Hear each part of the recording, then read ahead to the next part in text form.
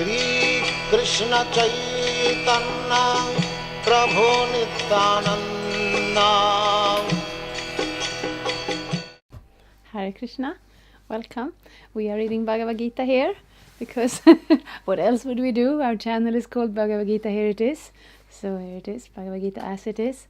Translation and commentary by His Divine Grace A.C. Bhaktivedanta Swami Prabhupada, and my name is Labanga Latika.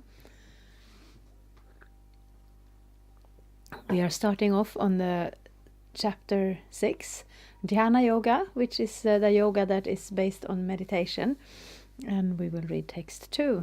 Yang sanyasamiti prahur yogang tang vidhi pandava naya sanyasta sankalpo yogi bhavati kaschana. What is called renunciation you should know to be the same as yoga, or linking oneself with the Supreme, O son of Pandu. For one can never become a yogi unless he renounces the desire for sense gratification. Purport.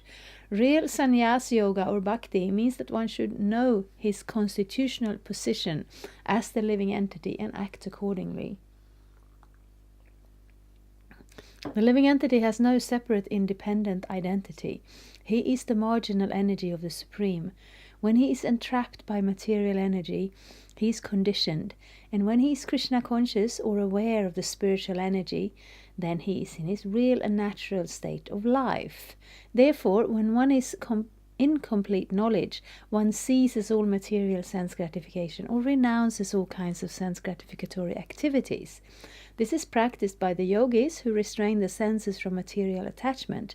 But a person in Krishna consciousness has no opportunity to engage his senses in anything which is not for the purpose of Krishna. Therefore, a Krishna conscious person is simultaneously a sannyasi and a yogi. The purpose of knowledge and of restraining the senses as prescribed in the jnana and yoga processes is automatically served in Krishna consciousness. If one is unable to give up the activities of his selfish nature, then jnana and yoga are of no avail. The real aim is for a living entity to give up all selfish satisfaction and to be prepared to satisfy the Supreme. A Krishna conscious person has no desire for any kind of self-enjoyment. He is always engaged for the enjoyment of the Supreme. One who has no information of the Supreme must therefore be engaged in self-satisfaction, because no one can stand on the platform of inactivity. All purposes are perfectly served by the practice of Krishna consciousness.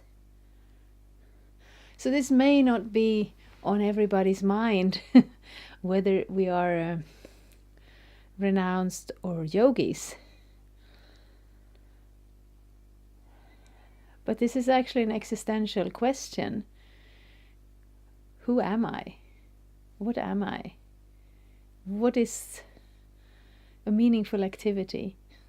And we have seen in history, I don't remember, but there was one Greek philosopher who lived in a barrel and didn't do anything because he didn't see any meaning in that, and somehow he managed to live. And we have seen yogis, we have heard of yogis, and we have seen in the Bhagavatam there's one yogi who sits in the path and doesn't do anything, but he's very chubby. And then somebody meets him and asks, if you're a yogi, if you're renounced, why are you so chubby?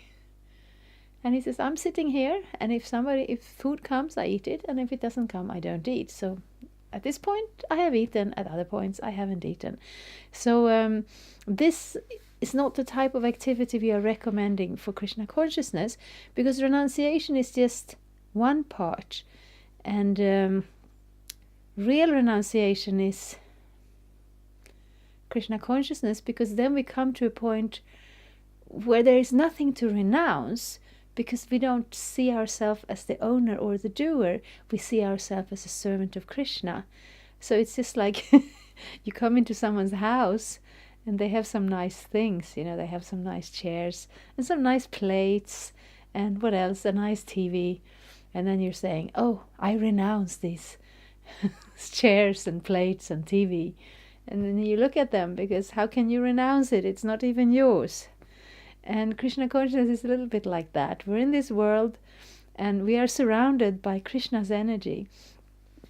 So the problem is not so much what's there in the world, and not even exactly what we do, but what is the aim of our activities.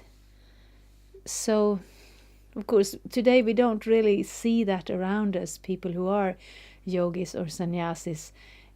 It's not very common. So this kind of dichotomy may not come to our mind, but when we start to study Bhagavad-gita, when we start to be interested in spiritual life, and especially spiritual life coming from the Vedic tradition, then these concepts are there, and they are considered very helpful. But all these yoga processes, they have one aim. Because yoga, that's what it means, connecting with the Supreme. And there are different methods or different types, or how to say, different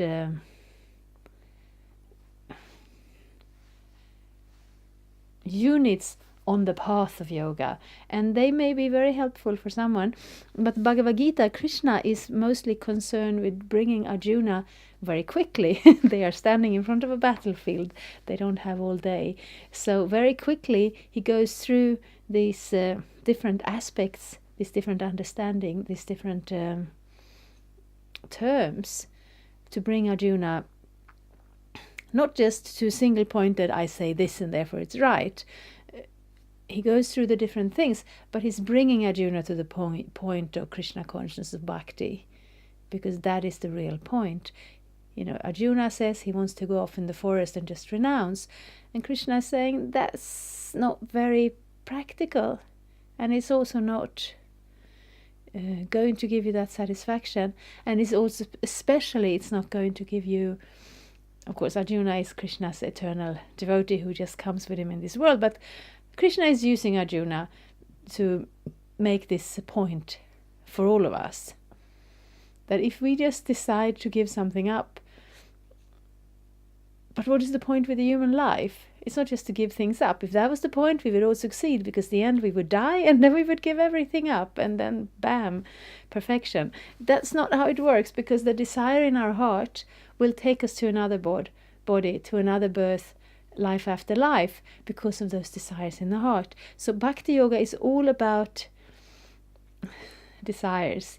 We direct those desires, we train those desires, and that cannot be done in a mechanical way, because, how do you train your desire? How do you do it? Because that desire to connect to another person in a loving relationship is completely natural to the soul, and that carries over when we live as persons in this world as well. It's completely natural. We only have to redirect that natural tendency to Krishna for it to become spiritual perfection. So it may not be extremely easy. It may not happen immediately.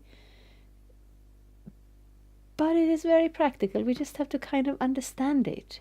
It's just a small shift in our understanding of reality. It's a small shift of paradigm. And if we don't know about Krishna, then we can't really do anything to please him, to serve him, to connect to him. So we have to know that Krishna is there. We have to know who we are, and we have to know how to connect to him. And yes, verse by verse, the Bhagavad-gita will give us the whole range of that understanding. Thank you very much. Hare Krishna. Thank you for watching. We aim for updates every Tuesday and Friday. Please come back. If you have any questions or comments, please leave them down there. We also have some links and information for you.